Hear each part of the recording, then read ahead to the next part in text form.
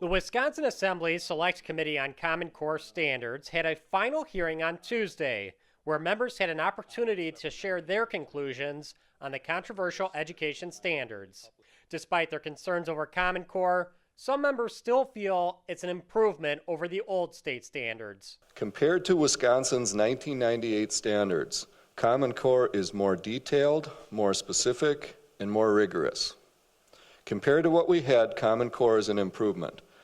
That said, we should take care to remember that these standards are a floor and not a ceiling. I think we all can agree that the old standards here in Wisconsin and all over the country were horribly inadequate. And one representative said there is always concern over what kids are learning in school.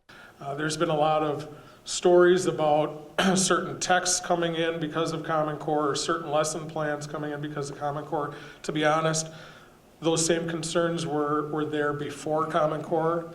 They are there now. They'd be there even if Common Core wasn't around. That said, members talked about the need for local control over standards and lesson plans. Adoption of academic standards has always been a responsibility of local school districts. Since 1998, state law has also required districts to adopt academic standards, but it is left up to each and every district to determine what those standards will be. Just because Tony Evers says Common Core, that doesn't mean a local school district is obligated to do anything. And there are concerns over the privacy of students' personal information. Protecting student privacy and student level data is incredibly important. It's a huge concern of mine that information should stay with the local school district and DPI where appropriate. It should not be shared with any other entity. And whether that means passing legislation or whatever we need to do to ensure that privacy is protected, I think we have to do. But only a couple representatives seemed completely against Common Core. I've never been contacted by so many of my constituents as I have on this particular subject. And it causes me to look very closely at Common Core state standards and what they're really all about.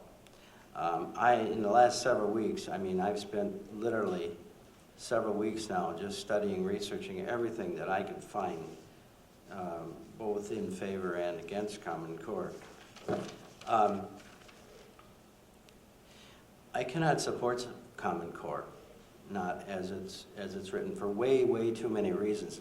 Too many reasons to list here today. I've got a briefcase back here that's 5 or 6 inches thick, and it's full of information on Common Core. There's mostly negative stuff. And only one member seemed completely for Common Core.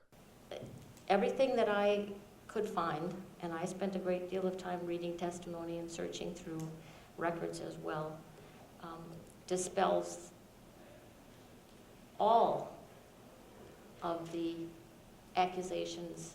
Someone just mentioned today privacy in the data, student data. Common Core exceeds the FERPA, the federal regulation for privacy. The committee chair, Representative Jeremy Thiesfeldt, will compile a report on the committee's findings. The committee will meet one more time to vote on recommendations to the Assembly Speaker's office.